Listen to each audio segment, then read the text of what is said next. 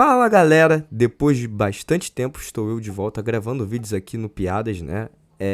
Essa semana para falar sobre, novamente, bloqueios. E eu vou explicar que existem dois tipos de bloqueio, o bloqueio em zona e o bloqueio em gap. Eu separei 3 vídeos, 2 são de bloqueios em zona e um é de bloqueio em gap. E vamos para o primeiro vídeo, que é o vídeo do New York Giants. Esse vídeo é de bloqueio em zona. Bom, o que é um bloqueio em zona, né? Pra gente começar. Um bloqueio em zona é quando o jogador de linha ofensiva, ele não tem o gap, como eu já ensinei aqui, né, no próprio Piadas, o que é o gap A, B, C, né? Quem não assistiu ainda, assiste, esse vídeo tá no YouTube. É só ir lá e dar uma conferida como funcionam os gaps.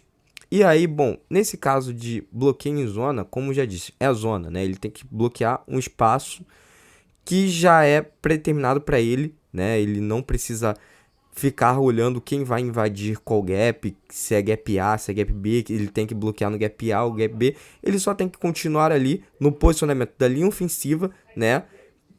De numeração, primeiro, segundo, terceiro, quarto e quinto, e sexto, sétimo, oitavo, independente de quantos jogadores forem bloquear, né? E ele vai bloquear nesse estilo. Então, não tem muita dor de cabeça. E aí, já deixei já passar um pouco, né? E botei aqui parado, printado, né? Nessa parte onde nós temos ali 2 jogadores, cada um em praticamente um jogador do Commanders, né? A gente tem o famoso double team ou bloqueio duplo, né? Com 2 jogadores. De um lado tá o center e o guard, do outro tá um guard tackle. E a gente vai perceber que, bom, esses caras eles estão bloqueando em zona, tá? Isso já deixei claro.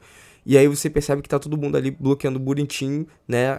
Bloqueando a ameaça que tem na sua zona. Por isso que tem 2 caras em um só. E aí quando, por exemplo, o 76 do New York Giants, ele percebe que o linebacker tá sendo uma ameaça, né? Pra zona dele, ele basicamente fala ali com o companheiro. Obviamente ele não fala, né? Mas ele deixa esse cara ali pro seu companheiro, né? E vai pra cima do linebacker que tá invadindo a sua zona para tentar taclear o Saquon Barkley. O outro cara que tá fazendo isso, né?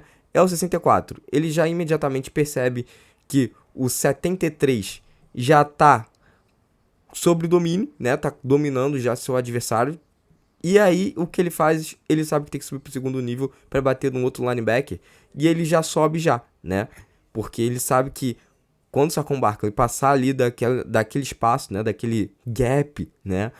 Que teoricamente é o gap A pro Saquon Barkley correr, que é o gap entre o center e o guard. Ele basicamente, e esse gap do meio mesmo, ele sabe que, bom, no segundo nível, o Saquon Barkley vai ser tacleado pelo linebacker. Então ele tem que passar para lá. Isso já é desenhado também no playbook, tá? Para ele subir. E é basicamente isso. E vamos agora para a nossa segunda jogada. Bom, segunda jogada, né? Acontece basicamente, entre aspas, a mesma coisa. Também é um bloqueio em zona do New York Giants. E nós temos agora, nessa situação, algo um pouquinho diferente, né? E aqui a gente vê que é claramente que é um bloqueio em zona, muito mais do que no anterior. Por quê? Vocês percebem que ali o camisa número 78, tá? Eu já deixei ele demarcado ali. Ele vai ser um fator crucial nessa jogada. Bom, por que eu tô falando isso? 78, ele tá mais aberto, né? E vai entrar um cara ali, na zona dele. Ele começa a bloquear, tá? Tá no seu bloqueio, bonitinho, como vocês podem perceber. Só que aí acontece uma segunda ameaça.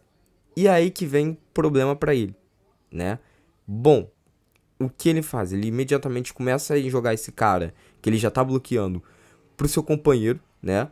E não fala, né? Novamente, não fala, mas ele deixa com a questão corporal de, cara, olha só, essa zona aqui é tua também, ajuda aqui, né? Mas eu tenho a outra zona também para cobrir, né? E eu vou ficar com esses 2 aqui sob domínio. Vou tentar ver quem é o melhor, né? Para eu continuar. Só que a minha zona lateral não tem ninguém, né? A zona que a gente chama zona de fora, que seria o gap externo, né?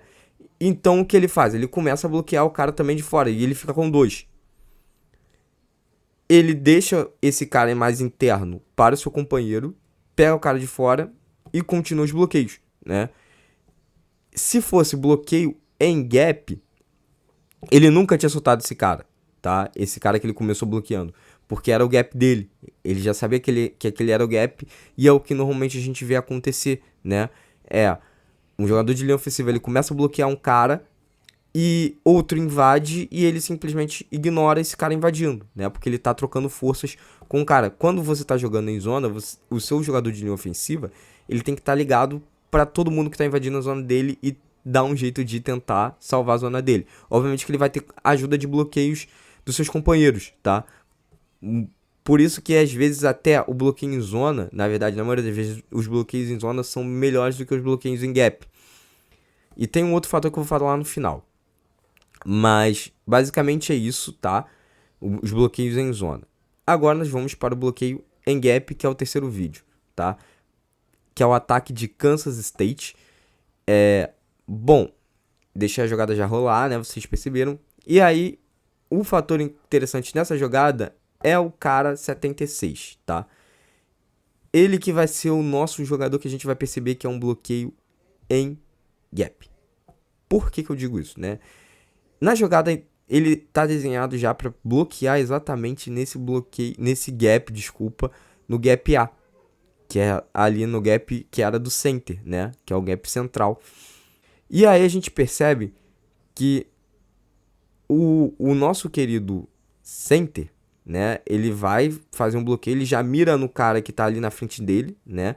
Ele vai em direção a esse cara e bloqueia. O nosso 76 percebe que ele também já olha pro linebacker e fala, cara, eu tenho que te bloquear e vai ser você, né? E conforme o linebacker vai andando, ele vai junto com o linebacker, né? Ele simplesmente não olha se tem outro cara do outro lado entrando nesse gap. Ele já vai focado no linebacker. Aí que a gente já observa que é um cara que tá bloqueando em gap, né? Porque ele já espera que esse linebacker ele já entre no gap dele. E se vem um cara do outro lado da linha ofensiva, da linha defensiva, cara, passava direto, tá? Passava direto, passava tranquilamente. Foi aquele caso que eu falei quando a gente percebe que é um bloqueio em gap ou zona quando um cara passa livre. E aí também um outro cara que a gente pode perceber é aquele cara lá da ponta que eu deixei demarcado, que provavelmente é um tight end, né? Você vê que ele sai em disparada de forma agressiva pra cima de um jogador da defesa também. Se fosse em zona, ele não teria feito isso, tá? Ele teria subido no segundo nível e visto quem iria atacar o seu running back, né? Pra proteger seu running back. Nesse caso, ele tá bloqueando o gap dele e ele sabe que aquele cara ali, tipo, teoricamente é o gap dele, por mais que o gap dele já tenha subido bastante, né? Porque ali já não é mais linha ofensiva, mas ele sabe que aquele cara era a única ameaça que tinha possivelmente de invadir. Então ele simplesmente já corre pra cima desse cara, tá?